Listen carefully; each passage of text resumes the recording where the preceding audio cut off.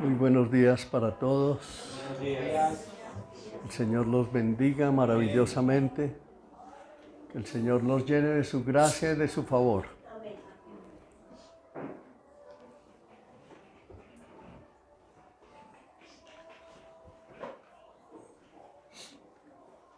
Estamos en una serie que hemos denominado las parábolas del Rey. Y hoy vamos a hablar de la parábola de la oveja perdida y de la moneda perdida. Les invito a que oremos para que dispongamos todos nuestro corazón para glorificar a nuestro Dios. Oremos. Padre Santo, te damos muchas gracias por este tiempo que nos permites. Te damos la gloria, Santísimo Señor, porque tú eres Dios, el Creador de los cielos y de la tierra. Te decimos que venga tu reino, que venga tu presencia sobre este lugar. Que todos los que aquí estamos reunidos y los que nos ven a través del canal de YouTube, Santísimo Señor, sean tocados por el poder de tu santa palabra y por el poder de tu Espíritu Santo, para que convenzas, para arrepentimiento, para justicia y para juicio, porque tú eres la luz que vino a alumbrar nuestras vidas y tú eres el oportuno socorro que tanto necesitábamos, Señor, desde antes que estuviéramos en el vientre de nuestra madre. Por eso te damos la gloria y ponemos este tiempo en tus santas manos, mi Señor, en el nombre de nuestro Señor Jesucristo. Amén. Tengamos muy presente algo, siempre que oremos, digamos el nombre de nuestro Señor Jesucristo, porque ese es el nombre que es sobre todo nombre. Siempre en nuestras oraciones, cuando cerremos o cuando abramos una oración, siempre digamos en el nombre de nuestro Señor Jesucristo, porque ese es el nombre que tiene toda autoridad en los cielos y en la tierra. Y cuando ese nombre lo pronunciamos, ese nombre se mueve poderosamente, haciendo huir a las tinieblas de oscuridad. Y en tu casa, cuando tú estés orando, que menciones el nombre que es sobre todo nombre, el nombre de nuestro Señor Jesucristo, allí van a empezar a ocurrir milagros, prodigios, señales y maravillas. Eso es algo que debemos aprender a hacer y vivir poniendo en práctica hasta que se nos vuelva una costumbre, no como religiosos, no como fanáticos, no como legalistas, como dicen por ahí, sino como locos que somos en Cristo Jesús por el amor que Él nos regaló. Amén. Vamos a leer, dice la palabra en Lucas capítulo 15, versos 1 al 10. Aquí están esas dos parábolas y dice así. Yo estoy leyendo en la versión Biblia de las Américas. Y dice así. Todos los recaudadores de impuestos y los pecadores se acercaban a Jesús para oírle. Y los fariseos y los escribas murmuraban, diciendo, Este recibe a los pecadores y come con ellos.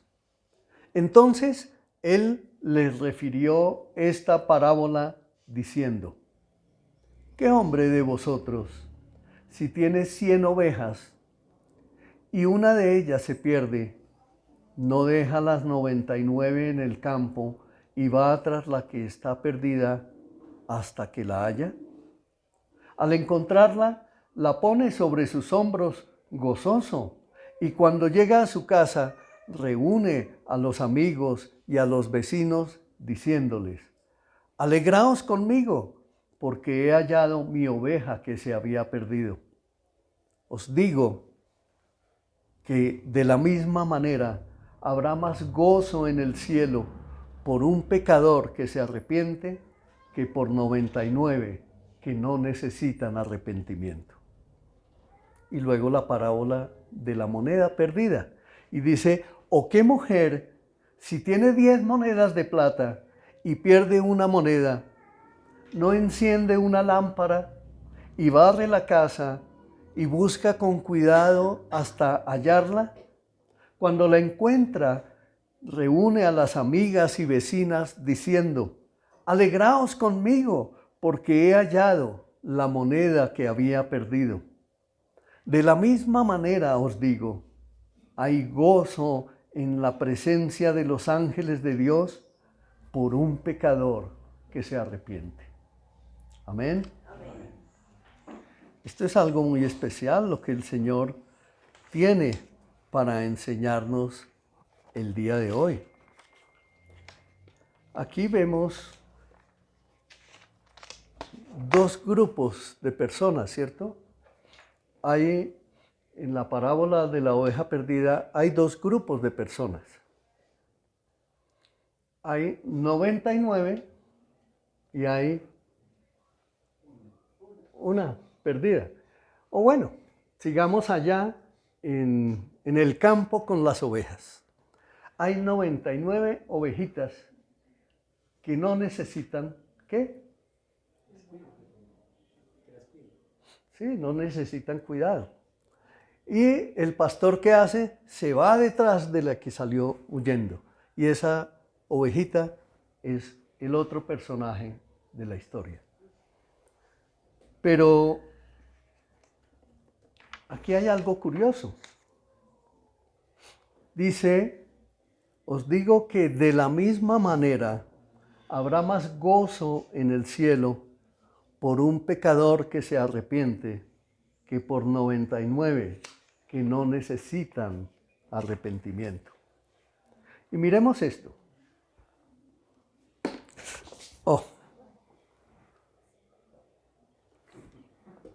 Tranquilo, dejemos así, ahora se pasa el trapito.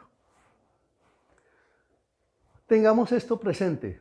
Cuando estemos leyendo la palabra, cada uno de nosotros en nuestros hogares, suponiendo que vamos a leer esta parábola, entonces debemos leer el capítulo completo. Pero además debemos leer qué nos dice antes en el contexto. Y aquí vemos que en el capítulo anterior, el cierre del capítulo anterior, es decir, del capítulo 14, dice: el que tiene oídos para oír, que oiga. El último renglón del capítulo 14 dice así: el que tiene oídos para oír, que oiga. Y esa es la exhortación que el Señor en la palabra a nosotros nos hace el día de hoy. El que tiene oídos para oír, que oiga. ¿Por qué? Porque el enemigo viene a traer confusión, viene a traer espíritu de sueño, viene a traer mucha confusión para enredar lo que tú estás queriendo oír, y quiere embolatarte pensando en otras cosas para que no recibas el mensaje. Cuando venga ese pensamiento, cualquiera que sea de confusión en estos momentos, simplemente despiértate, ponte atento, porque el Señor tu Dios está aquí. La presencia del Señor está aquí y te trajo para instruirte, para darte gozo, para darte alegría, para empoderarte, para llenarte de su Santo Espíritu, para que tú vivas una vida como un victorioso hijo de Dios. Y en el capítulo 14, que inicia la palabra, el Señor, ¿a quién le está predicando? Él está allí primero siendo observado por los fariseos, y dice allá el texto que lo observaban cuidadosamente, es decir, que lo estaban vigilando a ver si lo veían caer en algo. ¿Para qué? Para caerle encima, para acusarlo. Y el Señor estaba tranquilo. El Señor se levanta muy tranquilo y empieza a hablarles. Y allí estaba un grupo grande de personas, estaban los recaudadores de impuestos, estaban los pecadores, los fariseos y obviamente los escribas. ¿Y quiénes eran los recaudadores de impuestos? Los recaudadores de impuestos eran personas que todo el pueblo judío las aborrecía, ¿Por qué? Porque eran siervos del imperio, que recaudaban los impuestos, se nutrían de ellos, vivían lujosamente, se vestían espléndidamente, comían en grandes banquetes, pero robaban el dinero para ellos y le entregaban al gobierno. Por eso el pueblo judío los aborrecía. Pero dice allí que también estaban los pecadores, o sea, había multitud de gentes del pueblo escuchando al Señor. Pero también estaban los fariseos y los escribas, o sea, los sacerdotes, los que conocían la ley, los que sabían de memoria la ley de la palabra de Dios. Pero ¿qué hacían? Estaban mirando con mucho cuidado, dice ahí el texto en el capítulo 14, que vigilaban o miraban a nuestro Señor cuidadosamente a ver en qué fallaba de la palabra de la ley para acusarlo. Ese es el escenario que tenemos en esa lectura que acabamos de hacer. Entonces, yo quiero que miremos aquellas palabras, los verbos que encontré en esas dos parábolas. Y quiero que le prestemos un poco de atención. Entonces vamos a mirar los verbos que se referían aquí al hombre. Dice que hay un hombre que tenía 100 ovejas y que se le perdió una y que salió a buscarla y dejó a las 99. Y hay unos verbos que nos muestran acciones, movimientos, condiciones o estado del sujeto, de lo que él hizo para mostrarnos a nosotros. Y esos verbos que encontramos allí en la parábola, ustedes si tienen su Biblia ahí lo pueden leer o lo pueden volver a poner la parábola allí. Y entonces encontramos en cuanto al hombre, el verbo tiene, el verbo no deja, el verbo va, el verbo encuentra, el verbo pone sobre, gozoso, alegraos y he hallado. ¿Sí los ven ahí? Ahí están esos verbos, esas acciones que hace ese hombre. Y referente a las 100 ovejas, vemos que hay 99. ¿Y qué hacen las 99? No vemos nada, ¿cierto? De las 99 no nos dice nada. No hay ningún verbo, no hay ninguna acción, no hay ningún movimiento. Por lo tanto, no hay nada, ¿cierto? De las 99 no vemos absolutamente nada. Y luego vemos a la oveja perdida. Y de la oveja perdida vemos que hace alguna acción.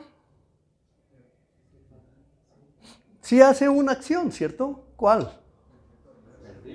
Perderse. Eso fue lo único que hizo la oveja perdida. Se perdió. Fue y se perdió. Esa es la acción. Luego, él cuando vuelve gozoso, el hombre va a los vecinos y amigos. ¿Y qué les dice? Alégrense conmigo. Otro verbo allí. Y hay un adjetivo, gozoso. Dice que ese hombre regresa gozoso. Y eso nos describe el carácter del corazón de ese hombre que fue y buscó esa oveja perdida y la trajo y les dice a todos sus amigos y vecinos, alégrense conmigo. Y eso lo llenó de gozo. Eso lo describe a él. Eso describe su corazón. ¿Les parece? ¿Están de acuerdo? Así es. Y pasamos a la moneda perdida. Y en la moneda perdida vemos un personaje, una mujer. ¿Y la mujer qué tiene? 10 monedas, ¿cierto? Y tiene una que se le perdió. Y tiene una relación con unas amigas y vecinas. Y entonces los verbos que vemos allí es encender la lámpara, barrer la casa, encontrar la moneda perdida, reunir amigas y vecinas y alegrarse y gozarse con ellas. Esos son los verbos que vemos allí. Pero ustedes se preguntarán, ¿cómo así que encender la lámpara para buscar una moneda? Si no necesitamos en nuestro contexto, pues nos agachamos a buscar la moneda que se perdió. Pero debemos tener en cuenta algo muy importante. ¿Saben qué es? En esa época, en el pueblo de Israel, allá en el pueblo judío, las casas generalmente no tenían ventanas. O si tenían algunos nichos, eran como del tamaño del huequito de un ladrillo, o sea, como la mitad del nicho de esta puerta que está aquí de entrada a la cocina, era como la mitad de eso. Por lo tanto, la luz que podía entrarle a una habitación, a una sala o a una casa era muy pequeña, por lo tanto, las lámparas que usaban eran necesarias. Por eso dice que ella lo primero que hizo cuando se le perdió la moneda, que era una moneda muy valiosa, encendió la lámpara, porque esas casas estaban oscuras y porque si no tenían ventanas, pues era necesario prender la lámpara, y si había una ventana, era muy pequeña, por lo tanto no iluminaba el lugar suficientemente. Eso es muy importante tenerlo aquí presente. Barrer la casa, dice, y la barrió con diligencia. ¿Por qué? Porque es que la monedita no es como la monedita de 1,000 pesos que se nos pueda perder a nosotros el día de hoy. La moneda que a ella se le perdió representaba el salario de un día. ¿Cuál es el salario de un día hoy, Osquitar? 40,000, ¿con prestaciones o sin prestaciones? Por ahí 45,000, Jaime, con prestaciones. Si a ti se te pierde en la habitación una monedita de 45,000 pesos, ¿qué haces? Buenos días, bienvenida, siga por favor. Se dedica a buscarla así, ¿cierto? Diligentemente, con gran deseo de encontrarla. Eso fue lo que ella hizo. ¿Y encontró la moneda? Sí, dice la Escritura que sí la encontró, que esa moneda de gran precio la encontró y estaba perdida, pero se llenó de tanto gozo y de tanta alegría que salió corriendo a reunir a las amigas y a las vecinas y les dijo: alégrense conmigo. Y volvamos a leer al final. ¿Qué nos dice? Dice el texto: alegraos conmigo porque he hallado la moneda que se había perdido. De la misma manera os digo, hay gozo en la presencia de los ángeles de Dios por un ¿qué? Pecador que se arrepiente. Eso es algo que tenemos que ver nosotros. Este hombre y esta mujer se alegraron y se gozaron. El que encontró a la oveja perdida se gozó, se alegró y fue y compartió con sus vecinos y con sus amigos. Y la mujer, cuando encontró la moneda, se gozó y se alegró porque se les había perdido algo, y el hombre y la mujer encontraron y se llenaron de gozo y compartieron con sus vecinos. La palabra del Señor nos dice que de la misma manera habrá más gozo en el cielo y en la presencia de los ángeles de Dios por un pecador que se arrepienta. Y nosotros allí vemos un escenario, ¿cierto? 99 que no hacen nada y una oveja que está solo perdida. Les invito a que pensemos ahora en el ser humano. Dice el final del comentario del escrito en la palabra: un pecador que se arrepiente, hay más gozo, hay más alegría en el cielo que por 99 justos, dice allí, que no necesitan arrepentimiento. Por tanto, el Señor nos está hablando de nosotros, ¿cierto? De los seres humanos.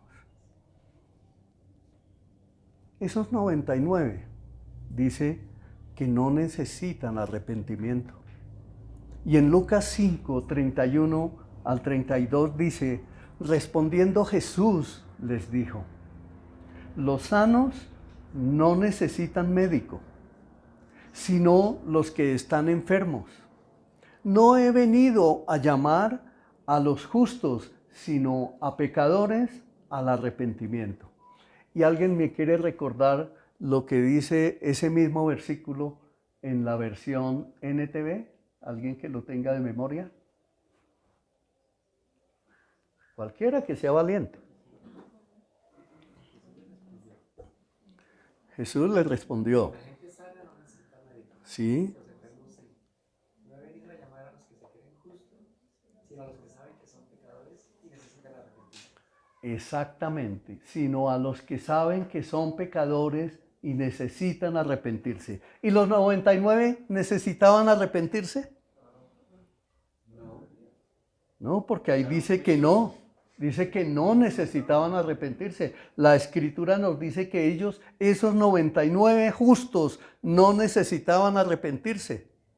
O sea, esos que menciona ahí la Escritura son aquellos que se creen justos y que no necesitan arrepentimiento. Y ese es el mundo. Esa es la humanidad que hay en esta tierra. Pero la oveja que estaba perdida estaba sola. Y llega su pastor y la encuentra y la echa sobre sus hombros. Pero miremos un poquito el corazón de ella. Si la ovejita como animal, ustedes conocen ovejitas, de pronto han visto a través de la internet o a través de los canales de YouTube o a través de sus viajes por allá en Boyacá, en Nariño, no sé. Yo he ido por allá y he visto en algunas oportunidades rebaños de ovejas. Y cuando el pastor está guiando a las ovejas, ustedes sí se han dado cuenta que cuando hay 500 o 1000 o 2000 ovejas y llega el perrito pastor a tratarlas de hacer entrar a su redil, todas las ovejas, en la medida en que el perrito o el pastor se mueve, todas las ovejas se mueven al unísono, al mismo movimiento, todas al mismo tiempo. ¿Por qué? Porque ellas dependen de un rebaño, no pueden estar solas. Si están solas, se mueren. Y la oveja tiene una característica particular. La oveja es un animal de corta vista. Cuando ustedes se acerquen a ver una ovejita, ellas tienen el iris de su ojo, lo tienen de forma horizontal, no es como el nuestro que es una ruedita, una bolita. El de ellos es una línea horizontal y por eso ellas no pueden ver, son casi ciegas. Y aparte de eso, tienen algún tipo de torpeza, por eso necesitan estar en el rebaño, unas con otras. Por eso necesitan de un pastor. Y el pastor necesita tener una vara, un cayado, con una horqueta o con un gancho en la punta y con la otra larga para cuando una ovejita trate de salir y saltar la cerca, él la engancha y la vuelve a traer. Incluso si le llega a partir una patica, es necesario hacerlo para que vuelva a entrar al redil. Ahora, ustedes que ya están escuchando cómo es la característica de ese animalito, ahora pasemos a mirarnos nosotros como seres humanos. Cuando el hombre está perdido, generalmente no se atreve a pensar precisamente en esa condición que está perdido. Se levanta, va a trabajar, se casa, o como es la costumbre hoy en día en muchos lugares, viven en unión libre, tienen hijos. Si mañana al hombre ya no le gustó la mujer porque se encontró otra más joven o más bonita o que tenía más dinero, no sabemos, la abandona, o la mujer hoy en día abandona a su marido, abandonan los hijos y se les habla. Oye, ¿por qué haces eso? Ah, no, es que es mi vida. y actúan como la oveja perdida. No miran, no pueden ver la vida como la ve Dios, no la pueden ver. Y por eso toman ese tipo de decisiones. Lo mismo hacen con un trabajo. Toman toda clase de decisiones. Hoy hay trabajo aquí, mañana me voy para allá. Hoy hay trabajo en Jumbo, mañana me devuelvo de Jumbo. Hoy hay trabajo en tal ciudad, entonces me voy para allá, pero mañana se acabó y entonces me regreso. Pero no piensan en capacitarse, no piensan en desarrollarse, no piensan en que hay una necesidad de levantar una familia, de desarrollar una familia, de hacer algo por su familia, y eso implica educación espiritual, educación laboral, educación en todas las áreas del ser humano para poder desarrollar a una familia. No lo piensan, están perdidos, están ciegos y por tanto, como la oveja perdida, no hacen nada. Esa es una condición del ser humano fuerte. Por eso el Señor nos hace esa comparación de la oveja perdida con el pecador que se arrepiente. Nos hace la comparación de la moneda perdida con el pecador que se arrepiente. Pero entonces, cuando seguimos mirando ahí, encontramos el centro de este mensaje, de estas dos parábolas. Y es, yo le puse un título, Conociendo el corazón de Dios, comiendo con pecadores. Él quiere tener comunión con nosotros.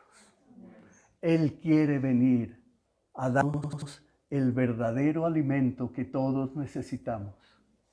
Él quiere venir a darnos la instrucción. Muchos hacen planes, muchos estudian ingeniería, economía, medicina, diferentes profesiones, muchos se gradúan de abogados y creen que porque conocen las leyes o porque conocen procesos o procedimientos, otros estudian sistemas y hacen muchos cuadros y hacen muchas cosas y se pintan un panorama de su vida, pero Dios no está en esos planes. Y creen que todo lo tienen bajo control. Creen que todo está diseñado y llegan y hacen presupuestos y dicen, mire, hoy me gané tanto, mañana me voy a ganar esto otro. Pero nunca dicen, si Dios quiere, iremos allí o haremos, si Dios lo permite. Hacen planes, tienen ideas, incluyen sus conceptos y tal vez dialogan con sus parejas y dicen, yo ya lo tengo todo el año presupuestado. Pero Dios no está por ningún lado. A Dios no lo miran. A Dios con sus hechos. Y estoy hablando ya en estos momentos de personas que estando dentro de la iglesia dicen ser cristianos. Pero ese concepto hoy en día tiene que cambiar.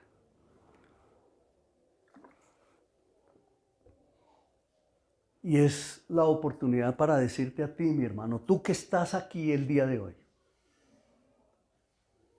¿qué clase de cristiano eres? ¿Eres un cristiano cristocéntrico, bíblico?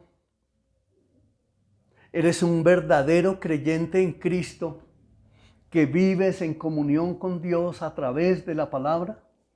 ¿O no lo eres? Examínate.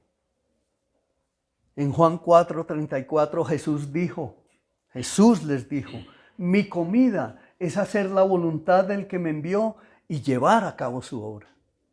Y ese mensaje el Señor hoy nos lo transmite a nosotros y nos quiere decir, oye, tú como ser humano, ¿qué estás haciendo en esta tierra?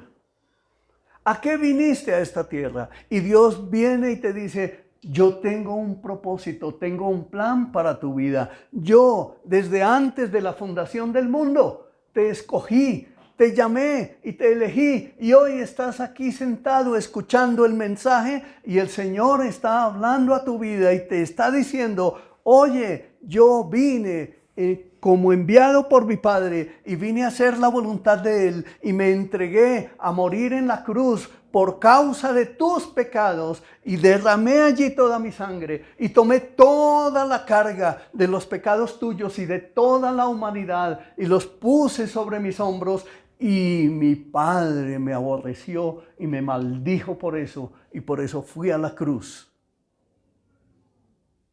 y morí. Y fui sepultado. Pero al tercer día el Señor resucitó y ascendió a los cielos y se sentó a la diestra del Padre y está allí como Dios hombre. Era necesario que viniera Dios del cielo y se hiciera hombre, tomara forma de hombre, nacido de una virgen, y se entregara a morir por causa nuestra, como hombre, como Dios hombre, y ascendió a los cielos y se sentó a la diestra del Padre como Dios hombre. Y por eso es que dice la Escritura que allá está intercediendo por nosotros todos los días, hasta cuando se cumplan los tiempos, para venir Él por su iglesia. Y miren esto tan maravilloso que el Señor nos muestra proféticamente en el libro de Ezequiel, capítulo 34, versos 11 al 16, para que comprobemos nosotros mismos por la palabra que lo que el Señor dijo es lo que se cumplió y es lo que hoy en esta iglesia se está predicando. No permitas que el sueño te domine, porque anoche dormiste, anoche descansaste, no permitas eso. Dice así Ezequiel 34, 11 al 16.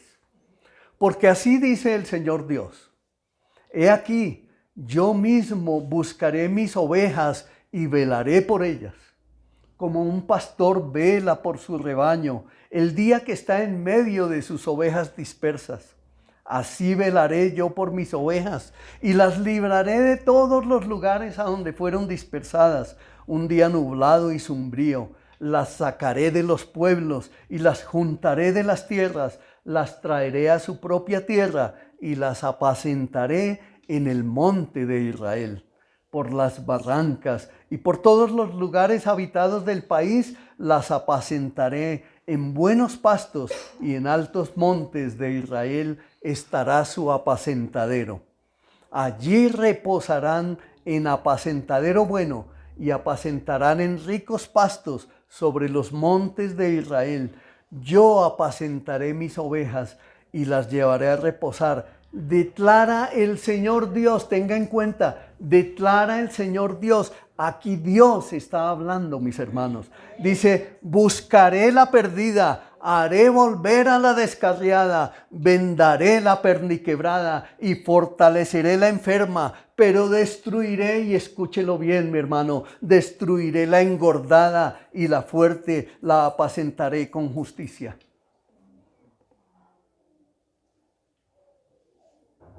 Por eso les dije al comienzo de este mensaje que tuvieran muy presente a esas 99.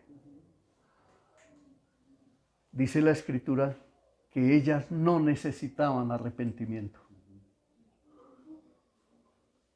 O sea, pueden ver ustedes que esas son las engordadas y las fuertes.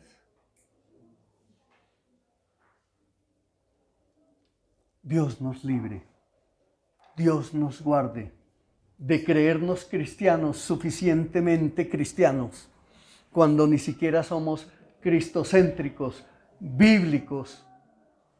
Dios nos libre de no ser hacedores de la palabra.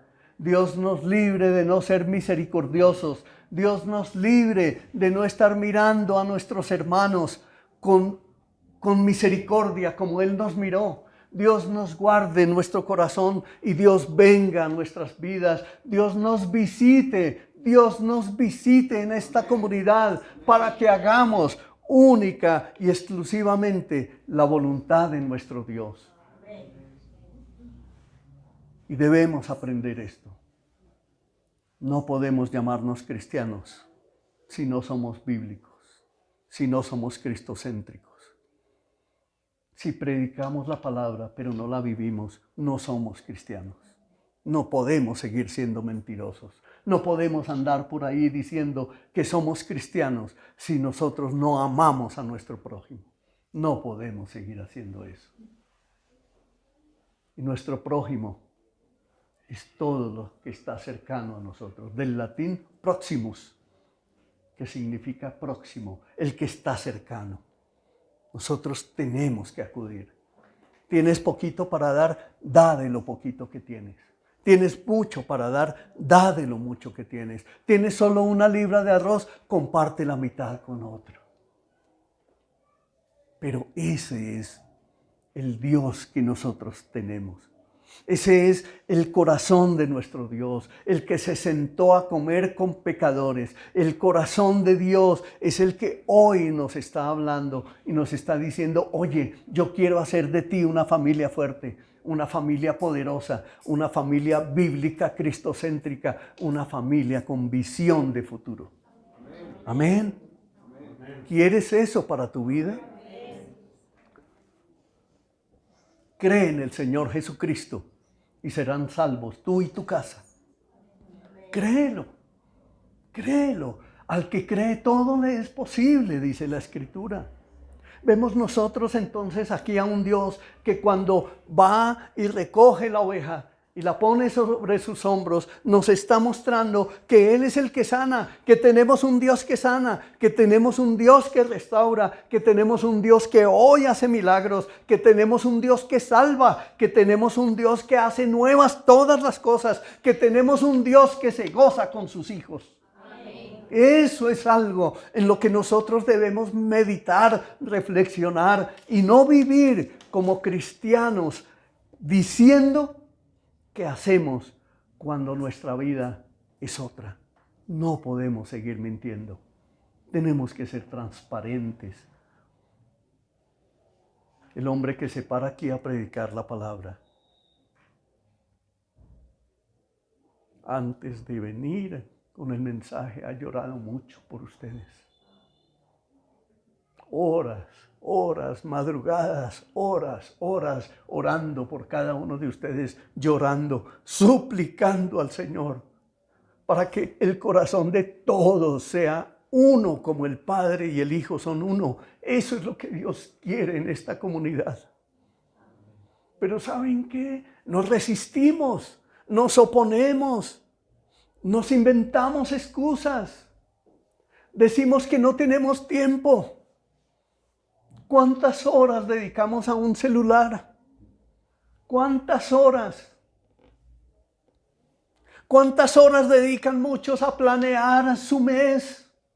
A planear su economía. Ya pagué arriendo, ya pagué esto, ya pagué aquello. Y dicen, ya lo tengo todo planeado, pero Dios no está por ninguna parte. Bien dijo el Señor en Juan 1:12, a los que le recibieron y creyeron en su nombre, a esos les dio la potestad de ser llamados hijos de Dios. Y por lo tanto ese pecado que está allí oculto en nosotros debe salir a la luz. Y cada uno tiene la responsabilidad de orar y de ir y decirle al Señor, muéstrame, Señor, en qué yo no soy reverente a ti. En los diezmos, en las ofrendas, no soy reverente a ti. ¿En qué, Señor? Muéstrame. ¿En qué es lo que está oculto allí en mi corazón? Déjame verlo para que yo pueda caminar contigo. Porque muchos dentro de la iglesia son cizaña y no lo saben. ¡Qué peligro, mis hermanos! Fue el Señor el que permitió que dentro de la iglesia creciera el trigo junto con la cizaña. Y cuando el Señor viene a enseñar acerca de eso,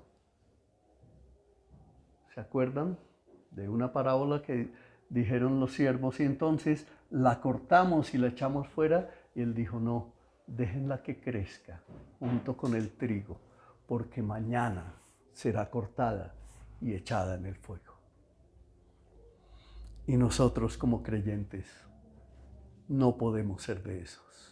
Por eso el Señor nos está hablando el día de hoy. Por eso venimos a escuchar el mensaje de la palabra que exhorta nuestras vidas, que nos anima, que nos levanta, que nos promueve. Es la palabra la que redarguye nuestro corazón. Es la palabra de Dios la que nos mueve a hacer las cosas, porque es el poder del Espíritu Santo el que se mueve a través de la palabra predicada y nos lleva a estaciones de alturas espirituales que no conocemos y que nuestro amado Dios nos quiere entregar.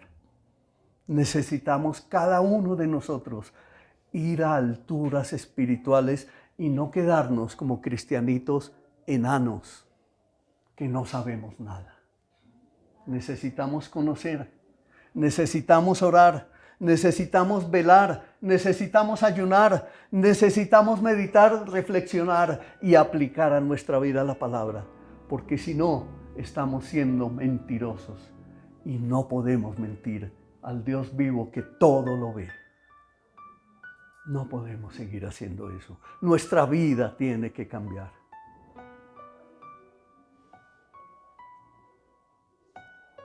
Qué peligro ser una oveja engordada y una oveja que se cree fuerte. En el pasado, en esta iglesia, tuvimos ese tipo de personas, engordadas y fuertes. Pero cuando se les llamó a servir verdaderamente al Señor, qué pena es que no tengo tiempo, qué pena es que estoy ocupado, qué pena es que mis intereses, déjeme ir allí que tengo que ir a enterrar a mi hermano, déjeme ir allí que tengo que acabar de construir lo que estoy levantando. Dios no quiere eso de ti. Dios quiere que seas un cristiano firme, un cristiano transparente, un cristiano verdadero. ¿Por qué? Porque un cristiano bíblico, un cristiano cristocéntrico, es un cristiano que influye en la sociedad y es un excelente ciudadano. Eso es lo que quiere formar Dios en este tiempo en su iglesia. Por eso nos dice en Gálatas 3:13, Cristo nos redimió de la maldición de la ley, habiéndose hecho maldición por nosotros, porque escrito está, maldito todo el que cuelga de un madero. Y Cristo nuestro Señor colgó de un madero. Él fue maldito por el Padre. Era necesario que muriera para que nuestros pecados fueran perdonados. Por lo tanto, el sacrificio de nuestro Señor es algo que jamás ninguno podrá alcanzar a pagar.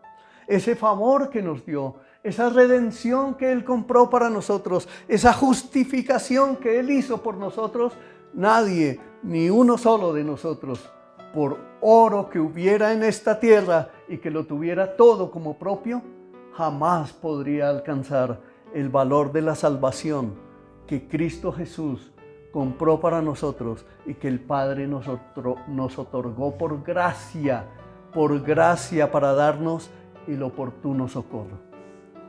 Por eso, mis amados, quedó escrito en el Antiguo Testamento, y solo voy a leer unas partecitas pequeñas en Isaías 53, pero te lo recomiendo. Acuérdate, yo siempre te recomiendo una lectura para que lleves a tu casa.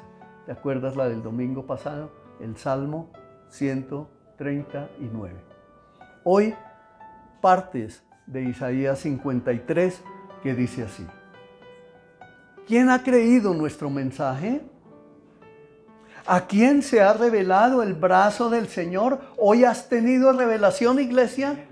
¿Has tenido palabra de fortaleza para ti el día de hoy, iglesia? Recíbela, créela. Dice, ciertamente Él llevó nuestras enfermedades y cargó con nuestros dolores. Con todo, nosotros le tuvimos por azotado, por herido de Dios y afligido. Aquí hago un paréntesis. Eso fue lo que nos enseñaron cuando pertenecíamos a la iglesia de la tradición. Ah, sí, el Señor Jesucristo fue azotado y murió en una cruz y fue afligido de Dios y hasta ahí conocíamos. Pero dice la Escritura, mas Él fue herido por nuestras transgresiones, molido por nuestras iniquidades. El castigo por nuestra paz cayó sobre Él, y por sus heridas nosotros hemos sido sanados. Todos nosotros nos descarriamos como ovejas, nos apartamos cada una por su camino, pero el Señor hizo que cayera sobre Él la iniquidad de todos nosotros. Él murió, Él resucitó para darnos salvación, para darnos vida eterna, para asegurar nuestro nombre en el libro de la vida y nunca será quitado de allí. Solamente necesitamos que nuestro corazón esté dispuesto para creer lo que Él hizo. Por eso dice la Escritura que Él vino a rescatar todo lo que se había perdido, mis hermanos. ¿Hay reflexión? ¿Hay confrontación? ¿Hay exhortación para cada uno de nosotros?